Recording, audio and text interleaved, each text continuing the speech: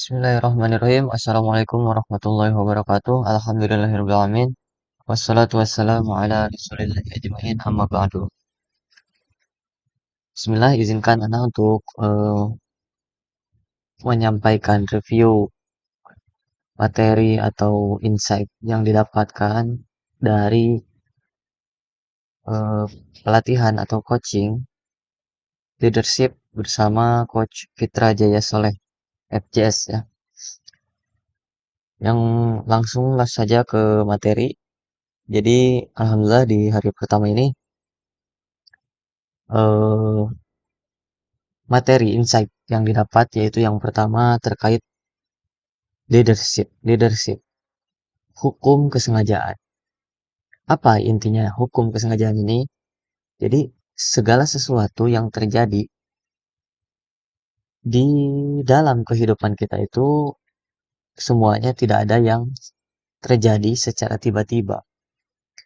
Jadi mau itu apa, kita bertumbuh itu tidak terjadi secara otomatis. Ketika kita ingin bertumbuh itu tidak bisa secara tiba-tiba. Lalu bagaimana rencana pertumbuhannya itu seperti apa? Jadi ada konsepnya, ada rencananya, ada strateginya untuk menjadi kita bertumbuh. Tidak bisa secara tiba-tiba. Karena kesuksesan itu adalah hasil dari niat dan usaha yang disengaja. Orang yang orang itu tidak akan menjadi lebih baik. Orang itu tidak akan menjadi lebih baik dengan sendirinya. Jadi satu-satunya hal yang akan terjadi secara otomatis di dalam kehidupan kita ini yaitu apa? Satu-satunya hal yang akan terjadi secara otomatis itu, secara tiba-tiba itu adalah kematian. Jadi hanya kematian yang akan terjadi secara tiba-tiba, secara otomatis. Kemudian apa pertanyaan-pertanyaan gitu kan? Rencana konsep dalam kehidupan kita ini dalam eh, pertumbuhan. Jadi yang pertama eh, maka pilih bidang apa yang kamu yang ingin disukseskan, bidang apa. Kemudian temukan komitmen yang bisa membantu membantu kita. Kemudian value apa yang harus kita kuasai. Kemudian juga kenyamanan apa, ke kenyamanan apa yang harus dihilangkan gitu kan. Kemudian lingkungan seperti apa yang bisa dijadikan tempat untuk kita bertumbuh. Kemudian apa yang harus kita korbankan untuk bertumbuh ini. Jadi dalam bertumbuh ini ada rumus yang disampaikan Coach Fitra yaitu be, X, do, sama dengan have. Jadi be ini mewakili skill, ilmu, keahlian. Kemudian do, do itu tindakan, langkah nyata, action. Dan have itu adalah hasil yang kita peroleh dari perpaduan antara be dan do, antara keilmuan kita dan tindakan kita action. Lalu kalau kita ingin melihat sesuatu yang kita miliki ini dimiliki oleh mayoritas atau minoritas atau istilahnya langka atau pasaran gitu. Kalau misalkan sesuatu yang kita miliki ini banyak orang yang memiliki, maka dapat dipastikan kita melakukan sesuatu yang juga dilakukan oleh banyak orang. Di sini rumusnya adalah kalau kita ingin memiliki sesuatu yang langka, sesuatu yang tidak dimiliki oleh orang lain, maka lakukanlah yang tidak atau yang jarang dikerjakan oleh orang lain. Seperti itu. Kalau ingin memiliki sesuatu yang langka, maka lakukan sesuatu yang jarang dilakukan oleh orang lain. Itu yang pertama dalam bertumbuh. Jadi kemudian yang kedua, hukum memantul. Oh iya, yang pertama itu bertumbuh ada ayatnya. Jadi ayatnya itu terdapat di surat Ar-Ra'd ayat 11. Innallaha la yughayyiru ma biqaumin hatta yughayyiru ma bi anfusihim. Jadi Allah itu tidak akan merubah suatu kaum kecuali kaum itu berubah dirinya sendiri seperti itu.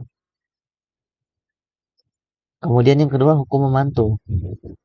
Apa intinya? Jadi pengalaman itu, jadi guru itu tidak tidak pengalaman itu bukan guru yang terbaik. Jadi guru jadi guru yang terbaik itu adalah dengan refleksi, dengan eh, introspeksi, dengan muhasabah diri. Jadi kuncinya itu adalah refleksi.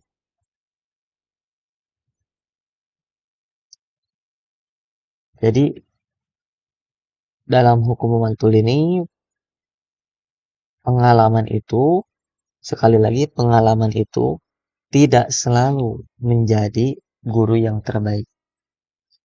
Kadang refleksi adalah guru. Jadi untuk bertumbuh, apapun yang berkaitan tentang kita, tentang diri kita, sesuatu yang terjadi pada diri kita, maka penyebabnya itu adalah diri kita sendiri. Yang bertanggung jawab itu adalah diri kita sendiri. Jadi stop, berhentilah kita untuk menyalahkan orang lain. Nah, hukum memantul. Ketika kita melemparkan sesuatu, maka itu akan kembali kepada kita. Jadi seorang leader itu harus introspeksi diri. Jadi nggak bisa ketika ada misalkan anggota atau people, suatu seorang yang berada di bawah kita, leader, itu mereka misalkan melakukan kesalahan. Yang salah itu adalah leadernya. Seorang leader itu harus bisa introspeksi diri, bukan menyalahkan orang lain. Jadi harus bisa bersabar, mengakui kesalahan diri sendiri. Dan itu ada pada surat Asy-Syura ayat 30. Apa ayatnya? Di surat Asy-Syura ayat 30, Allah Subhanahu wa taala menjelaskan surat Asy-Syura ayatnya, wa ma asobakum min musibatin fabima kasabat aydikum wa ya'fu an katsir. Jadi segala sesuatu musibah, segala sesuatu yang terjadi pada kehidupan kita, pada diri kita, itu adalah disebabkan oleh perbuatan tangan kita sendiri. Jadi, maka di sini tugas kita adalah refleksi. Tugas seorang leader adalah introspeksi diri. Jadi harus siap dan mengakui kesalahan seperti itu. Dengan tidak menyalahkan orang lain. Karena di situ adalah sesuatu yang tidak bisa kita kontrol. Itu adalah bukan ranah kita. Yang bisa kita kontrol adalah dengan memperbaiki diri kita sendiri. Jadi jangan berharap orang lain yang berubah. Jangan berharap orang lain berubah, tapi rubahlah diri kita sendiri. Ada quotes atau kata-kata yang disampaikan oleh Jim Collins. Simple factor of success is me. Jadi faktor simple dalam kesuksesan adalah diriku sendiri. Namun Coach Fitra menyampaikan bahwa pengertian dari quotes ini sedikit istilahnya berbahaya ya bila bila diartikan secara langsung seperti ini karena ada suatu kisah yang mungkin teman-teman udah tahu semuanya yaitu kisah Korun yang dia itu sombong meyakini bahwa kekayaan yang segala sesuatu yang ia dapatkan itu adalah karena kepintarannya sendiri, Korunnya. Jadi kata-kata ini, quotes ini dirubah sedikit oleh Coach Fitra, namun artinya Insya Allah begitu dalam. Jadi simple factor of fail tadi simple factor of sukses ya. Sekarang simple factor of fail is me. Jadi segala sesuatu simple faktor, faktor yang mempengaruhi kegagalan, yang menyebabkan kegagalan pada diri kita adalah diri kita sendiri. Seperti itu. Kemudian selanjutnya adalah seorang leader itu harus memiliki rencana. Seorang leader itu harus berpikir ke depan, memiliki ide-ide. Dan rencana itu ada stepnya. Jangan hanya berbentuk sebagai rencana saja, tetapi stepnya adalah ketika kita memiliki rencana, maka segera untuk dituliskan. Setelah dituliskan, kemudian diagendakan. Setelah diagendakan, kemudian dianggarkan, dan action, kemudian dilakukan.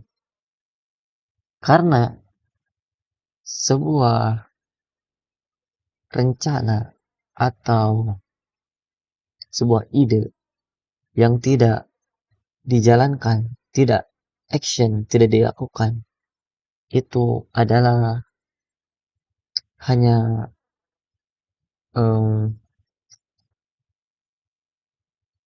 omong kosong belaka. Jadi harus ada actionnya, seperti itu. Kemudian faedah atau insight yang didapatkan yaitu hasil dari belajar. Itu bukan ilmu. Hasil dari belajar itu bukan ilmu, knowledge, pengetahuan, bukan.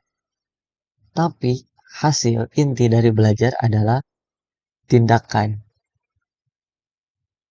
action. Ini hasil dari belajar. Jadi ilmu itu bukan hanya untuk diketahui, tapi ilmu itu untuk dipraktekkan, digunakan dalam kehidupan sehari-hari. Seperti itu. Kemudian selanjutnya, untuk menjadi seorang leader, itu harus memiliki keseimbangan atau harus mengembangkan 5H. Apa itu 5H? 5H itu adalah yang pertama, head, yaitu kepala. Apa yang harus dikembangkan? Kepala ini cakupannya adalah knowledge dan mindset. Jadi perluas pengetahuan, perbanyak pengetahuan, kemudian kuatkan mindsetnya. Kemudian H yang kedua adalah hand. Apa? Hand di sini adalah skill. Jadi tajamkan skill kita di suatu bidang. Kemudian yang ketiganya, H yang ketiga adalah heart. Apa itu heart? Heart adalah mentalitas. Kemudian yang keempat, hope. H yang keempat adalah hope. Di sini hope ini mencakup dua, yaitu visi besar dan juga harapan yang tinggi. Kemudian yang H yang kelima adalah hoki. Hoki di sini bukan keberuntungan, tapi yaitu keberkahan yang diberikan oleh Allah Subhanahu wa taala. Kemudian selanjutnya agar kita bisa bertumbuh, kita itu harus sering mengambil keputusan.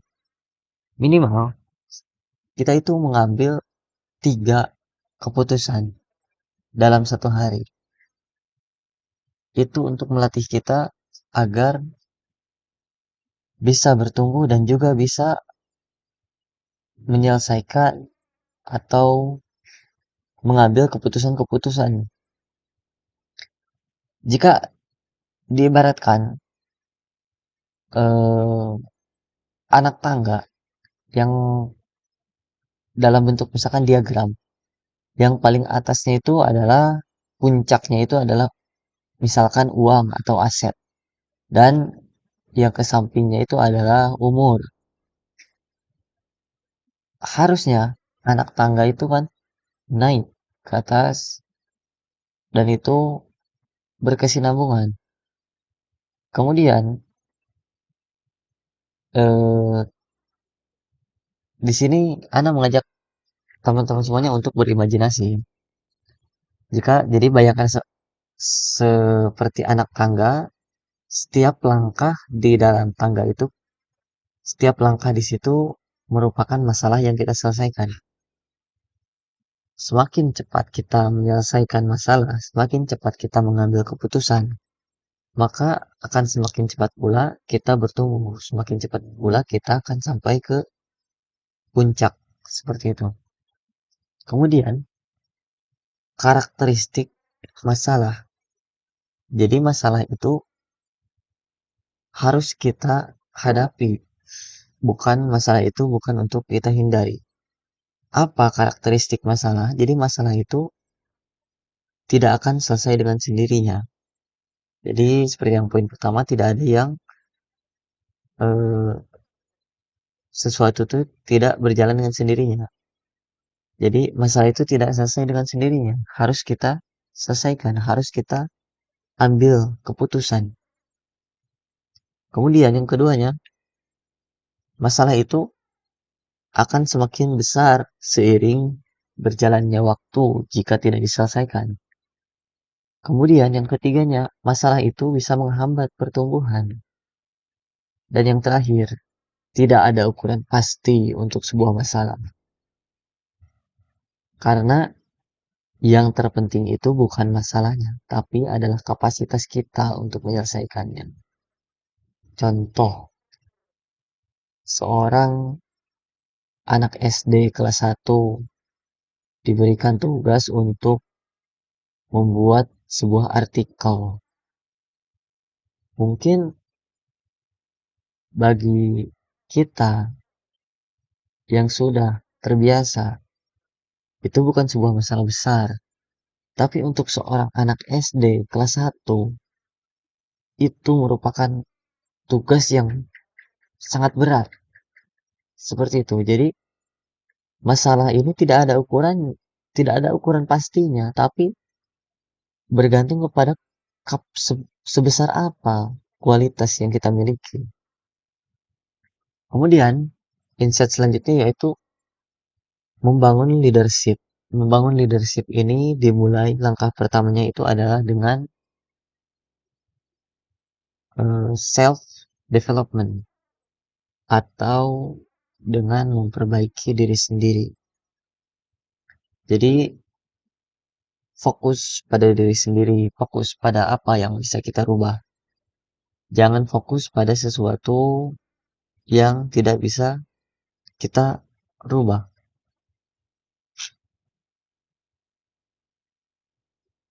Jadi apa sesuatu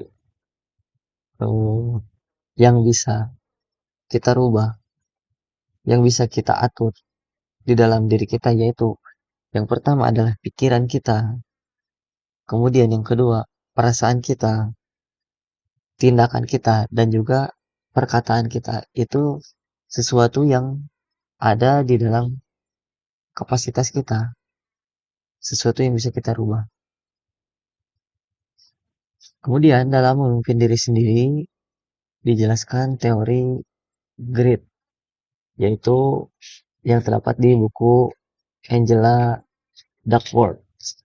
Inti dari teori grid ini adalah kombinasi dari eh, yang pertamanya itu adalah G. G ini adalah guts. Apa guts? Itu adalah nyali dan keberanian. Kemudian R. R di sini adalah resilience. Kemampuan bangkit dari kegagalan. Kemudian resilience ini jika diibaratkan adalah sesuatu yang kondisi kita di mana kondisi kita itu naik turun.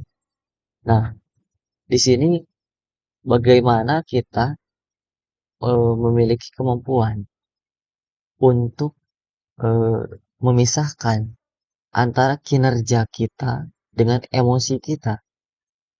Ketika emosi kita sedang down di bawah dan kita bisa eh, menetapkan atau membuat kinerja kita itu tetap sama seperti biasanya ketika perasaan kita atau emosi kita berada di atas, bahagia, senang, maka inilah yang disebut dengan resilience. Ketika kita bisa tetap profesional padahal emosi atau perasaan kita sedang down, seperti itu.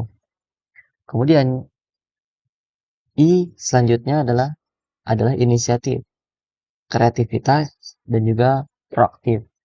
Dan yang terakhir adalah tenacity, yaitu ketekunan dan konsistensi.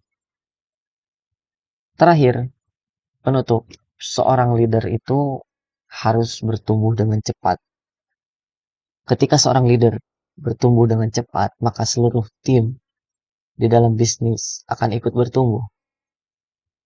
Jika tim bertumbuh, maka operasional akan lancar. Jika operasional lancar, maka omset akan naik. Dan jika omset naik, profit akan meningkat. Dan setelah profit meningkat, aset akan bertambah. Tapi yang jadi kunci ujung tombaknya itu adalah leader. Maka fokuslah untuk menjadi leader dengan memperbaiki diri sendiri terlebih dahulu.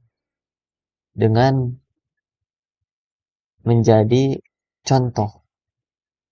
Jadi tidak perlu kita misalkan seorang leader untuk mengajak. Belum saatnya, bukan tidak perlu, belum saatnya untuk eh, mengajak karena kita belum memiliki istilahnya power. Tapi lebih ke tunjukkan, ajak seseorang, ajak yang lain itu dengan prestasi, dengan contoh. Itu insight-insight materi dari eh, coaching atau pelatihan leadership di hari pertama bersama Coach Fitra Jaya Soleh. Mungkin itu yang bisa Ana sampaikan. Mudah-mudahan